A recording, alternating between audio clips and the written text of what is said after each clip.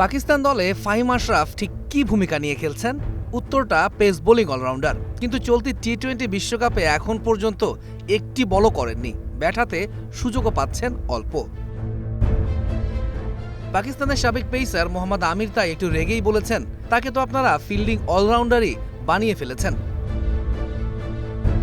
নেদারল্যান্ডসের বিপক্ষে 11 বলে 29, 3 ছক্কা 2 4, 8 নম্বরে নেমে ঝড় তুলে ম্যাচ সেরা ফাহিম। অথচ পরের ম্যাচে ব্যাটিং অর্ডারে ওঠানামা আর বল হাতে শূন্যতা। যুক্তরাষ্ট্রের বিপক্ষে 2 বলে 1 রান, ভারতের বিপক্ষে 14 বলে 10, যেন কেউ তাকে ঠিক করে ব্যবহার করতেই জানেন না। কলম্বোয় ভারতের বিপক্ষে 61 রানে হারের পর পাকিস্তানের একাদশ নিয়ে প্রশ্ন আরও জোরালো হয়েছে।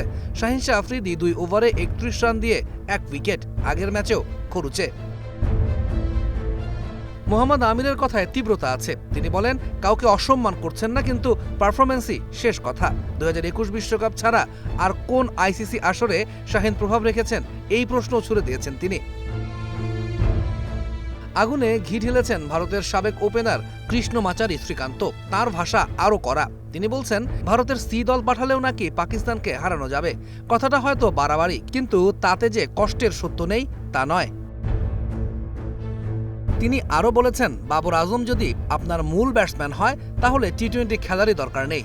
কথাটা শুনে পাকিস্তানি সমর্থকদের বুকটা একটু কেঁপে উঠতেই পারে।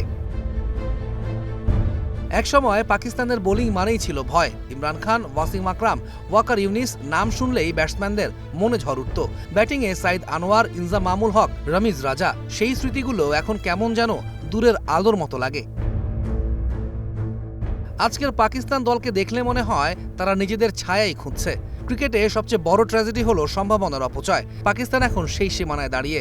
সামনে পথ আছে, কিন্তু হাঁটতে গেলে সাহস লাগে। নামের মোহ ছাড়তে হয়, ফর্মকে প্রাধান্য দিতে হয়।